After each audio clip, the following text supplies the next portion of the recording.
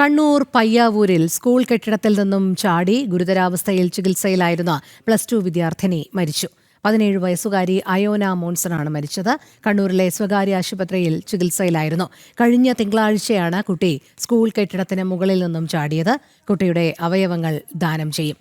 മിഥുൻ പിള്ള ചേരുന്നു. മിഥുൻ, അങ്ങേയറ്റം സങ്കടകരമായ ഒരു വാർത്ത തന്നെയാണ്. എന്താണ് ഇതുമായി കൂട്ടിച്ചേർക്കാനുള്ളത്?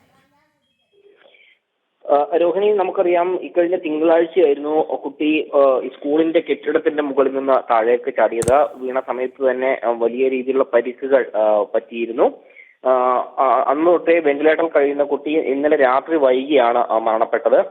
തൊട്ടു പിന്നാലെയാണ് കുടുംബം കുട്ടിയുടെ അവയവങ്ങൾ ദാനം ചെയ്യാൻ വേണ്ടി സന്നദ്ധത പ്രകടിപ്പിച്ചത്. ഇതിനെ തുടർന്ന് വിവിധ സ്ഥലങ്ങളിൽ, അതായത് രണ്ട് കിഡ്നികളും ദാനം ചെയ്യാനും അതുപോലെ തന്നെ കരളും കണ്ണും ഒക്കെ തന്നെ ദാനം ചെയ്യാനാണ് ഇപ്പോൾ കുടുംബം തീരുമാനിച്ചിരിക്കുന്നത്.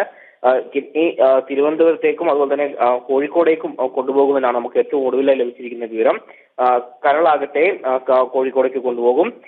കണ്ണിന്റെ കോർണിയ കണ്ണൂർ ജില്ലാ ആശുപത്രിയിലേക്ക് നൽകാൻ അവർ തീരുമാനിച്ചിട്ടുണ്ട്.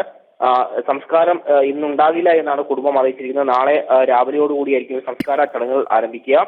അല്പസമയത്തിനകം തന്നെ ഈ കുട്ടിയുടെ കിഡ്നി അത് തിരുവനന്തപുരത്ത് എത്തിക്കും. 10:55 തിരുവനന്തപുരത്ത് എത്തുന്ന വിമാനത്തിൽ അത് കൊണ്ടുപോകും എന്നാണ് നമുക്ക് മനസ്സിലാക്കാൻ വേണ്ടി സാധിക്കുന്നത്. അവിടെയുള്ള ഈ ആരോഗ്യ പ്രശ്നമുള്ള ആളുകൾക്ക് അത് ദാനം ചെയ്യും എന്നുള്ളത് തന്നെയാണ് കുടുംബത്തിൽ നിന്ന് നമുക്കിപ്പോൾ വ്യക്തമാകുന്നൊരു കാര്യം. ഇതിലും ഈ കുട്ടിയുടെ സംസ്കാരം നാളെ ഉണ്ടാവുകയുള്ളൂ എന്നാണ് മനസ്സിലാക്കാൻ വേണ്ടി സാധിക്കുന്നത്. Payyavoor Sacred Heart Higher Secondary സ്കൂളിലെ +2 വിദ്യാർത്ഥിനിയായിരുന്നു ഈ മരണപ്പെട്ട അയോന മോൺസൺ. രോഹിണി. ശരി, മിഥുൻ പിള്ളയാണ് വിവരങ്ങൾ നൽകിയത്.